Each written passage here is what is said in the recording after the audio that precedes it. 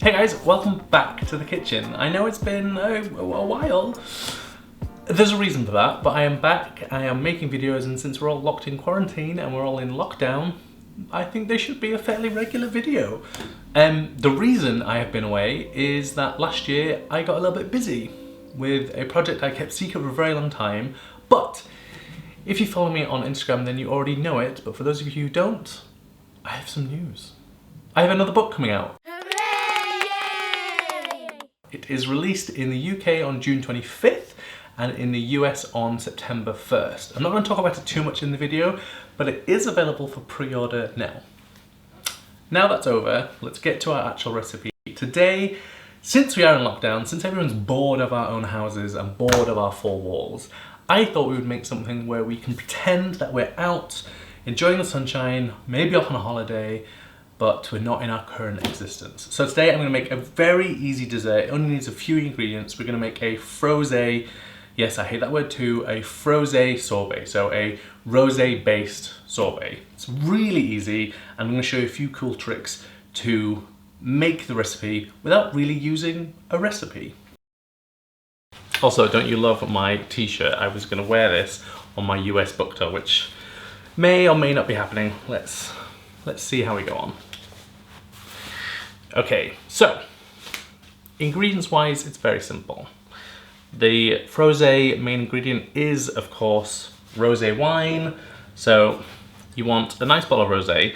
The question is about sweetness level. So because we're going to add sugar, we're also going to add some fruit. We don't want this wine to be sweet. We want it to be on the drier side. So a refreshing, dry rosé wine is a good idea. And then for the fruit base, I'm going to use some strawberries and some pears. The strawberries is going to give really nice summery, fruity flavors and really nice color, and the pears will just add to that freshness of the rosé. And the only other ingredient is sugar. It's literally 4 ingredients. It couldn't get easier. We can do a 5th ingredient if you want to add a smidge of vanilla. So basically all we have to do for this sorbet is we're going to make 2 things. We're going to make a pureed fruit mixture and then we're going to make a sugar syrup mixture and then just combine the 2. In total we want about 500 grams of our pureed fruit, so I'm going to make about 600 grams of chopped fruit and then we're going to puree it in a food processor, food blender, and then strain it just to get rid of any excess seeds. And then it's just a question of combining everything together, and there's a really cool trick on how you do this, because you can actually make this sorbet really without a recipe. All you need is an egg. Yep, an egg. So for the pears, all we're going to do is peel them. Now, because we're not going to poach these pears, it's really important that they are nice and ripe. You don't want to be too hard because they tend not to have as good of a flavor and they won't break down as easily when we process them. So just peel them, and then all we're going to do is top and tail them. And then we're going to core them. So to do that, all we're going to do is cut the pears through the middle, turn them on the side, cut them into quarters, and then we're just going to take out the core by cutting at a diagonal and getting rid of that tough inner part. And then we're just going to cut them into chunks and throw them in our bowl. And I want to do about half and half pear and strawberry. So we're looking for about 250 grams or 300 of our pear. So we have a little bit extra to account for the loss we'll have when we put it through the sieve.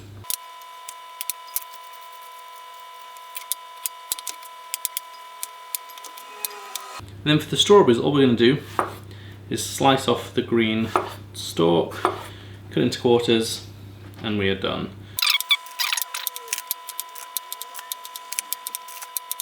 So with the fruit, it's really important that we're buying it when it's at its best. So the strawberries and the pears, they're not going to improve massively in flavor just by adding sugar. Yes, you'll increase the sweetness, but we want the flavor to be good to start with. So make sure you're buying fruit that you really want to eat because it will make the best flavored sorbet. Okay, so now comes the fun bit. We're going to puree our fruit. So just add it to a blender. You could also use a stick blender for this. You could also use a food processor. You just want this to be nice and smooth. And then we're going to puree it until there's no lumps left.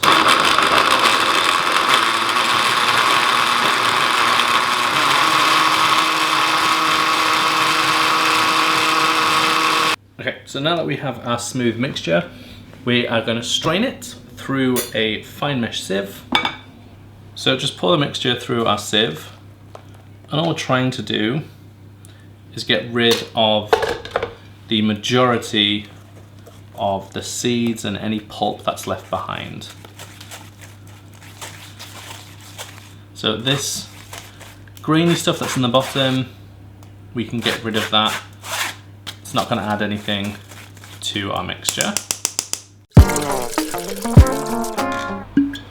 Okay, so if you've ever made a simple syrup for cocktails or for just moistening a cake, you know what we're going to do. We're going to make a syrup with sugar and, in this case, wine. So what I'm going to do is I'm going to add 200 grams of sugar and 300 mils of wine, and we're going to reduce that down to cook off some of the water in the wine to concentrate the flavour. So we've got our sugar in the pan, now we need to add our wine. Now wine, because it has a similar consistency as water, will actually weigh the same as it does in volume. So 300 mils is the same in mils as it is in grams. Add the wine to our sugar, and then over medium heat we're just going to cook that until the sugar has dissolved, and then cook it for a couple of minutes or two just to concentrate everything just a little bit, just to make it a tiny bit syrupy.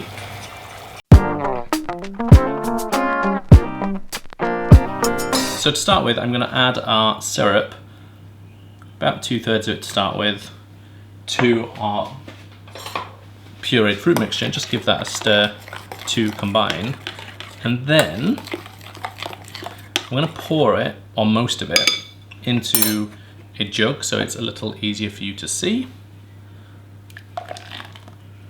And then with our fresh egg, we're going to do a float test. So for the egg, you're looking to use a fresh, obviously very clean egg. And don't worry, you can reuse this afterwards, just give it a clean afterwards. But it's all to do with the air that's inside the top of the egg and its buoyancy and how it floats. So just let it sit in the mixture and see what happens to it. So this sinks, which is telling me there's not enough sugar in there. The concentration of sugar is not high enough. What we're looking for is it to float, just hanging on the surface, just about like that. So I'm going to take out the egg and I'm going to add more syrup to this. So the key to this is adding just enough syrup. If you add too much, the egg will float too high. If you don't add enough, the egg will sink. We're looking for it just hanging above the surface. And that shows that the sugar concentration in the sorbet base is correct, meaning we don't get ice, but we also don't get slushy. We get something that scoops perfectly.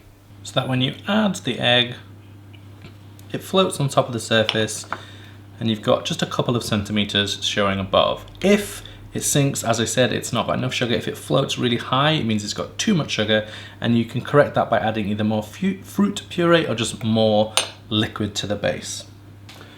So once you have our base made, you might want to taste it. Now, two things to bear in mind. Sorbet base will taste sweeter at room temperature than it will when it's frozen. So it wants to taste a little bit too sweet, just a little bit. If you want to balance it out, you can also add some lime juice at this stage. We don't want to add too much because we've already made sure our sugar concentration is correct, but we can do that just a little bit, about half the juice of a lime, to just balance everything out, give it a little bit more brightness, and just make it taste not too sweet.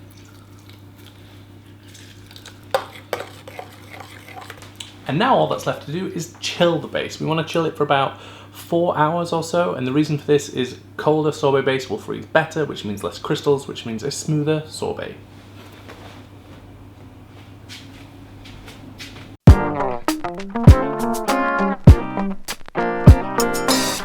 So it's been about 4 hours. My sorbet base is really nice and cold. To freeze and churn our sorbet, we're going to use an ice cream machine. Now, I'm using one of these big old beasts of a machine, which is not what most people need. I have it because I make a lot of ice cream, but it is expensive and it takes up a lot of space. So don't worry, this can be made with any worktop, countertop ice cream machine. It doesn't need to be fancy. The only reason this is useful is it means I don't have to pre-freeze it. So with a normal, cheaper ice cream machine, you have to put the bowl in the freezer, normally 24 hours in advance. With this, you don't have to. So all we're gonna do is rely on the manufacturer's instructions, and we're going to churn it, and that means it'll take about half an hour in here. Don't worry if it doesn't look really thick, like soft serve ice cream almost. It will be a little bit slushier, and then we'll put it in the freezer and it'll firm up more in there.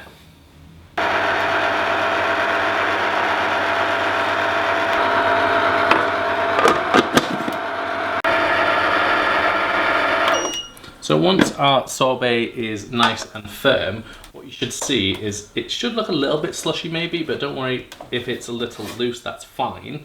So now what we've got in here is our chilled loaf pan, which you can see is nice and cold. So what I'm going to do, working fairly quickly, is just scoop that into our loaf pan.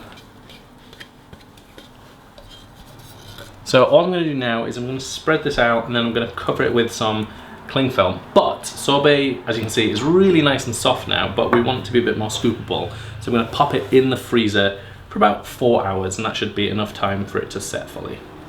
Okay, so about 4 hours later, our sorbet is frozen. Let's see how we did. So the texture first is super smooth, scoops really nicely. We've got the sugar level right with our egg trick. Let's taste it. It's so good. You get strawberries first. It's really fresh. Even though there's a lot of sugar in there, it doesn't taste too sweet, and you get this kind of nice finish of the rosé wine. It's delicious. It's so delicious. I hope you like it. As always, the recipe is up in the corner. Which corner? I can't remember. It's been a while.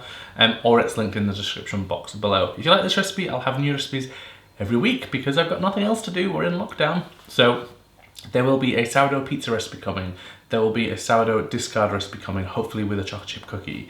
And then next week, there will be a strawberry and rhubarb galette recipe with my go-to flaky pie dough in there. If you like it, leave me a comment down below for something else you might want to see. And don't forget to subscribe to the channel and hit that notification bell to be the first to be notified when my new recipes are out. Until next week, I'll see you later.